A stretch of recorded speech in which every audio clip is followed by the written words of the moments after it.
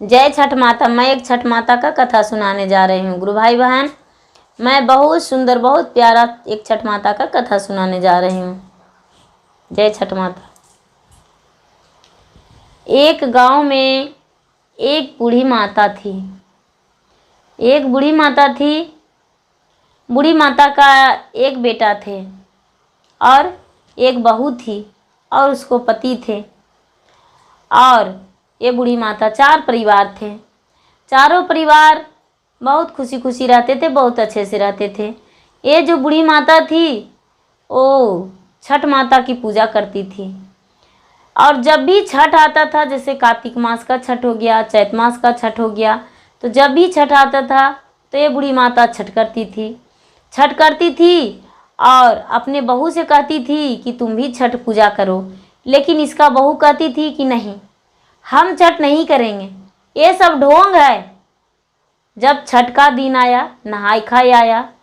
जब नहाय खाए आया तो अपने सास, अब इसका सास बोली, बेटी नहाय खाए का दिन है, थोड़ा अच्छे से चूल्हा चौका करके और भोजन बनाना, अच्छे से बनाना बेटी, आज छठ का त्यौहार है, नहाई खाए है। बोली, माता जी आपको बनाना है तो बना लीजिए, नहीं तो हम उतने नियम से बनाकर देने वाले नहीं हैं, हम इतना नियम नहीं जानते हैं, आप बनाकर खुद के खा लीजिए। ये जो बूढ़ी माता थी वो छठ के दिन, नहाई खाए के दिन अपने से बनाई भोजन और भोजन बनाकर और खाना खा ली। खाना खा ली, अपने बच्चे को दे दी, अपने बेटे को, बहू को, पति को, सबको खिलाई। सबको खिलाई, खा ली। जब दूसरा दिन लोहंडा था तो लोहंडा के दिन भी बोली कि बेटी तो हम अंदर बना लेते हैं, तू थोड़ा प्रसादी बाहर बना लो और बनाकर और सब अड़ोस पड़ोस में बांट दो। उस दिन भी बोली कि हम इस नियम को पालन करने वाले नहीं हैं, हम नए जमाने का आदमी हैं, हम नए जमाने के तरह रहेंगे, आपकी तरह बुढ़ापे का तरह नहीं कि हम छठ व्रत करेंगे और छठ व्रत के नियम पालन करेंगे। हम ऐसा कुछ भी करने वाले नहीं हैं माता जी, जो भी करना है वो आप कीजिए। नया जमाना में जी के रहिए और नए जमाना के व्यवहार लाइए, छठ व्रत नहीं कीजिए, इसमें क्या रखा हुआ है, सब ढोंग है।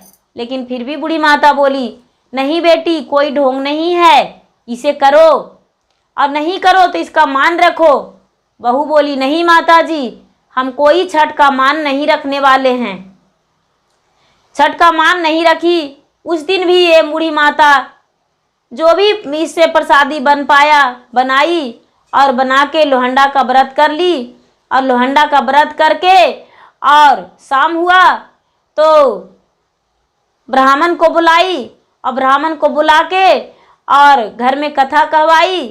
सत्यनारायण स्वामी का कथा सुनी, सूर्य महाराज का कथा सुनी, छठ माता का कथा सुनी और कथा सुन के और लोहंडा का प्रसादी पाली। और जितने लोग अड़ोस पड़ोस में थे वो उन्हें भी प्रसादी थोड़ा थोड़ा करके दे दी।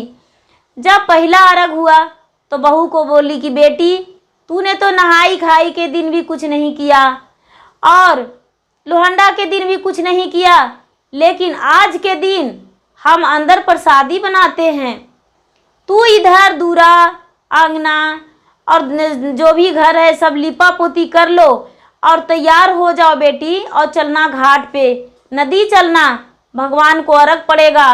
सारी लोग अर्घ देते, जितना परवैती हैं अर्घ देते हैं बेटी, और उसके बहू बेटी साथ में जाते हैं और तुम भी चलना। ये बोली कि ठीक है माँ हम चलेंगे, कोई बात नहीं आपके साथ चलेंगे, ठीक है साफ सफाई घर को कर देंगे, दरवाज़ा और आंगन सब कुछ लिपा पोती कर दी।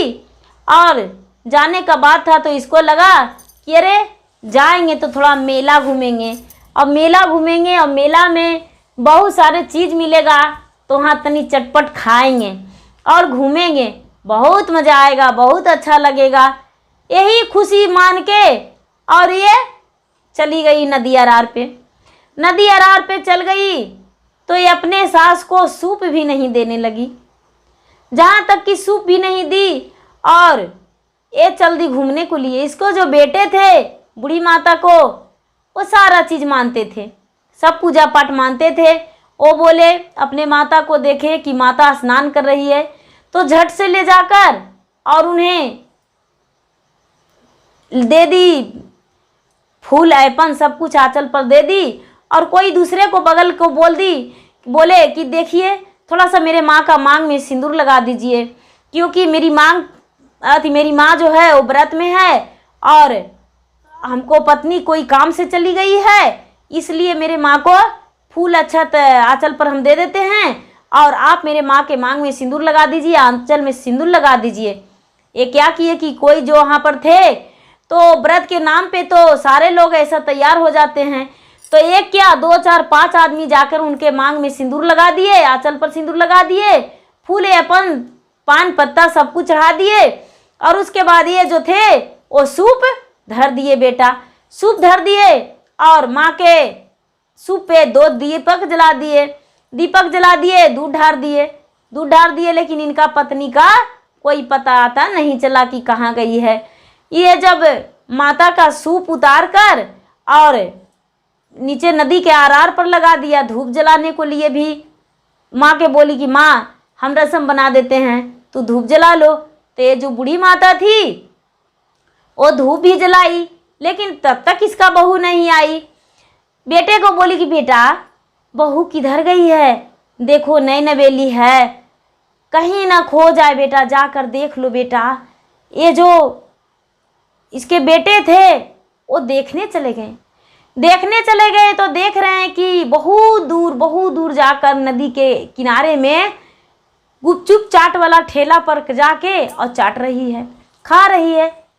इसके जो पति थे वो बोले कि हाँ कितना तूने गलती किया, देखो तो गुपचुप चाट इस समय खाने का वक्त है, ये सब चटपट खा रही हो, माता तो व्रत में है, माता सूप के लिए तुम्हारा इंतजार कर रही थी और तुम जो थो ये सब अलबल खा रही हो, चलो माँ इंतजार कर रही है। ये डांट के अपने पति को बोली हम नए मॉडल का हैं, हम कोई पुराने नहीं हैं, पहले के ज़माने का आदमी नहीं हैं कि हम वो सब करेंगे, हमको खाने दीजिए जी भर के।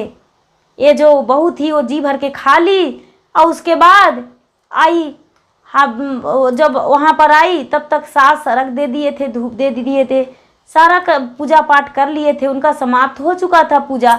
जब पूजा समाप्त हो गया था तो अपने बेटे के बोले कि चलो बेटा अब सारी लोग जा रहे हैं घर, तुम भी घर चलो, हम भी चलते हैं। ये जो माँ थी वो बोली बेटे को अपने दौरे उठाने को लिए। बेटा जो थे वो दौरा उठा लिए और दौरा उठाकर और घर आए तो वो जो बहू थी वो तो खा के आई थी, तो जाकर सो गई और कहने लगी कि हमसे खाना नहीं बनेगा, हम बहुत थके हैं, हमसे ऐसा नहीं होगा, मुझसे कोई काम नहीं होगा। ये जो बूढ़ी माता थी वो क्या की अपने बेटे और पति के ममता में जाकर थोड़ी सी भोजन बना दी, उपवास में भी उसको जहाँ तक बेटे मदद किए, लेकिन बहू नहीं की मदद थोड़ी सी भी नहीं, और जाके पलंग पे सो गई।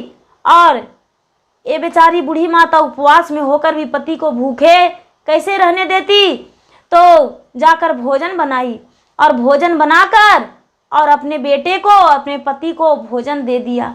बेटे और पति दोनों मिलकर भोजन कर लिए, रात में सो गए। जब सुबह हुआ तो अपने बेटे को, बहू को, अपने पति को सबको जगाई और जगाकर बोली चलिए सुबह होने वाला है, अब सूप साज लिए हैं, दौरा बांध दिए हैं, चलिए अर्घ देने जाएंगे। जब अर्घ देने को लिए गए गंगा घाट पर तो ये जो बूढ़ी माता थी वो अर्घ दे दी और सूप धर के और धूप जला रही थी। तो इसका जो बेटा थे वो बोले माता हम थोड़ा नदी में स्नान करके आते हैं, तुम यहीं पर रहना और धूप पंडार मत देना, हम जल मत गिराना, हम आएंगे स्नान करके तब आप जल गिराना। ये जो बेटा था वो गया स्नान करने को लिए स्नान करने को लिए गया, जैसा ही थोड़ा सा पानी में पैर धरा, इसका पूरा शरीर लापता हो गया, डूब गया। जहां पर सारा पर्वतीय स्नान किए थे नदी में, वही नदी बहुत गहरा बन गया, खाई बन गया। बेटा इसका डूब गया। सारा लोग कहने लगे कि अरे आपका बेटा तो नदी में गया नहाने को लिए और पता भी नहीं चल रहा है कहाँ चल गया, कहाँ चल गया। देखिए चल के। ये जो बूढ़ी माता थी वो बोली मेरा बेटा नदी में डूब गया, ऐसा नहीं हो सकता है। हे छठ माता, आपसे सभी लोग मांगने आते हैं, क्या हम आपको पुत्र देने आए थे जो मेरा बेटा पानी में डूब गया? हम क्या कसूर किए थे? क्या मेरा बहू का बात सही था? मेरा बहू बोलती थी मत करिए छठ। बहू जो थी जब पति का बारे में सुनी कि मेरा पति नदी में डूब गए हैं, माँ सास और बहू दोनों छाती पीट पीट के रोने लगे, छाती पीट पीट कर रोने लगे और चिल्लाने लगे, कहने लगे कि हे छठ माता। बूढ़ी माता कहने लगी कि छठ माता, यदि ऐसा होगा तो कोई संसार में छठ नहीं करेगा। किस लिए छठ करेगा? दुख सहने को लिए, दुख लेने को लिए? आप तो पुत्र को देते हैं, तो आप मेरा पुत्र को छीन कैसे सकते हैं? मेरा पुत्र को वापस लौटाइए माता। क्यों आप मेरा पुत्र को ले लिए हैं? मेरा पुत्र को मेरा गोद में भर दीजिए। आप मेरा तो जिंदगी ही उजाड़ के धर दिए। ये जो बहू थी, वो बहू वहां से हट गई और जाकर कन्हू से एक छोटा सा डंडा लाई और सास के झोटा धर ली और पीटने को लिए शुरू करने लगी कि अब तुम्हें मारेंगे, तूने मेरा पति को खा गई। क्योंकि हम तुम्हें मना कर रहे थे कि तू छठ मत करो। क्यों की छठ? तूने ही मेरा पति को जान मार दी है। सारी लोग परवैती जो थे, कोई नहीं वहां व्रत तोड़े। सारा लोग प्रार्थना में लग गए कि हे छठ माता, यदि ऐसा ही करिएगा तो आपका व्रत कौन करेगा? आपने तो बहुत गलत कर दिए। जो छठ माता थे वो क्या किए कि पूरा नदी में गंगा माता के बाढ़ आ गया, पूरा उमड़ने लगा। जो बूढ़ी माता का बेटा था वो किनारा में आकर लग गया और माँ से कहने लगा, माँ धूप देके जल गिरा दी क्या? माँ कहने लगी, नहीं बेटा, हम जल नहीं गिराए हैं, हम तो तुम्हारा इंतजार कर रहे हैं। बेटा कहने लगे, माँ हम स्नान कर रहे थे, हम तो जब पैर धरे माँ तो हम पताल लोग चले गए और वहां पर देख रहे हैं कि तू छठ कर रही थी और हम पूरा दूध ढार रहे थे, पूरा धूप दे रहे थे, बहुत अच्छे से नाच गान हो रहा था, बहुत अच्छा लग रहा था माता। हम तो अब पता नहीं कहाँ पहुंच गए थे, हमें तो लगा कि तुम्हारे साथ हम हैं, लेकिन फिर जब वापस आए, यहाँ आए तो यहाँ भी तू है, वहां भी तू थी। ऐसे कैसे हो सकता है? माँ जो थी वो बोलने लगी, बेटा तू क्या कह रहे हो? ये सच नहीं है, तू तो डूब गया था पानी में। बेटा कह रहा है, नहीं माँ, हम पानी में नहीं डूबे थे। इतना ही में छठ मैया वहाँ अपना अवतार रूप ले लिए और प्रकट हो गए और प्रकट होकर और कहने लगे कि बोलो छठ में है कृपा या नहीं? छठ झूठी है या सच्ची? तुम्हारा अभिमान तोड़ने को लिए और तुम्हारा आंखों से पर्दा हटाने को लिए ये सब हम लीला रचे। बताओ, तूने छठ का अपमान किया था। यदि आज तुम्हारे सास इतना नहीं करती तो तुम्हारा पति वापस नहीं आता। तुम्हारा पति कहाँ था? अपने पति से पूछो। जो बहू थी वो हाथ जोड़कर और सास को पैर धर ली और गिड़गिड़ाने लगी कि माता जी, आज से हम आपका अपमान नहीं करेंगे, जितना बन पड़ेगा उतना मदद करेंगे।